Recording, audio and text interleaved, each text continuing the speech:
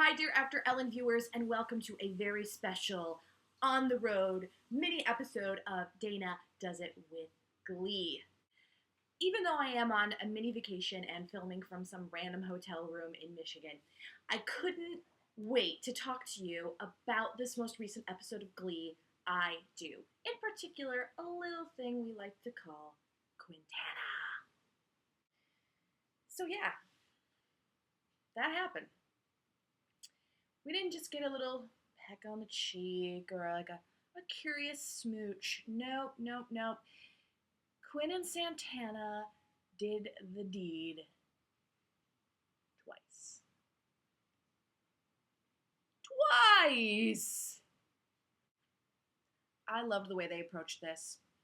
It felt really organic, if that can even be possible, but it felt organic. It felt real. I mean, I could see that happening with the two of them, and the way it progressed felt authentic. I know this may be hard to believe, but people sometimes have sex with their friends, especially younger people. And I really like to see Glee be true to character, and this scene felt really true to those characters. I didn't feel it exploited either character. And you know what? I really don't care that Quinn doesn't feel like she's going to identify as lesbian or bisexual or anything else in the future. If this was just a one or twofer time deal, I'm okay with that because it happens. And there were no regrets. No one felt weird or uncomfortable.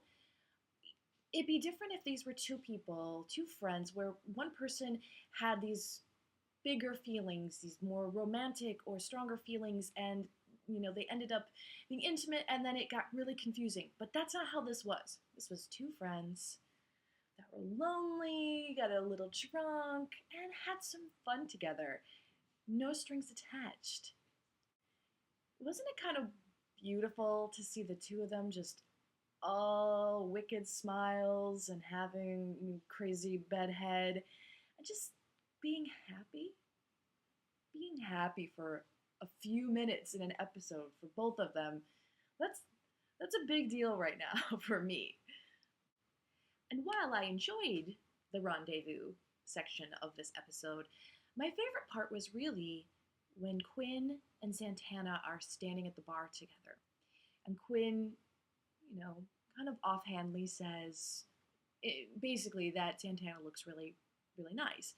And she reaches out and puts her hand on Santana, and it just lingers just a moment longer than normally it would.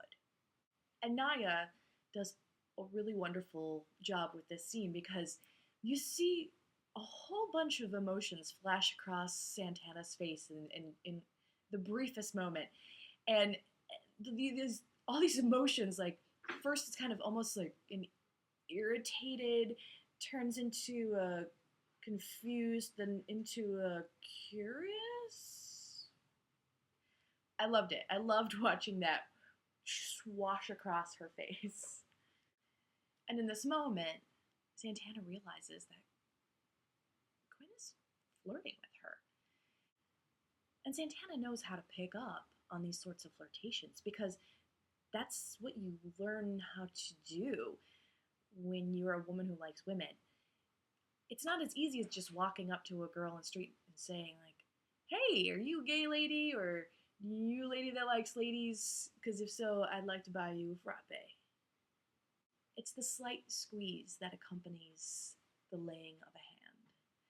It's the flip of the eyelashes. It's the focusing on a person's lips instead of their eyes. It's a myriad of all these beautiful micro expressions that say, I'm like you, and I like you. So overall, the whole Quintana thing, it was better than I expected, and I am looking forward to seeing Santana's adventures in New York and to see Quinn get some sort of happy ending of her own. But I think the writers did us well. So we're 2 for 2 right now, and I hope they continue with this really positive streak. Obviously, other things besides Quintana happened in this episode. I mean, it's hard to think that they did, but they did. Um, just really briefly, I do want to say that Jayma Mays once again brought her A game to this episode. I was sad she was only in the first couple minutes, but those first couple minutes were fantastic. The song Not Getting Married Today by Stephen Sondheim is arguably the most difficult patter song in the modern musical theater canon, and she did an absolute bang up job. We've got good news on the horizon for the Klain fans out there. It looks like reconciliation is in the works. Sue had probably her best episode of the season. She was hilarious, but also slightly empathetic, and I love that mix that Jane Lynch is able to bring to her at these moments. Um, Overall, I would love to know what you thought of I Do. I will be back soon, but in the meantime, in the comments, let me know. And I hope you have a fantastic week. And I will see you next time in 3 weeks, I believe, for the new episode of Dana Does It with Glee.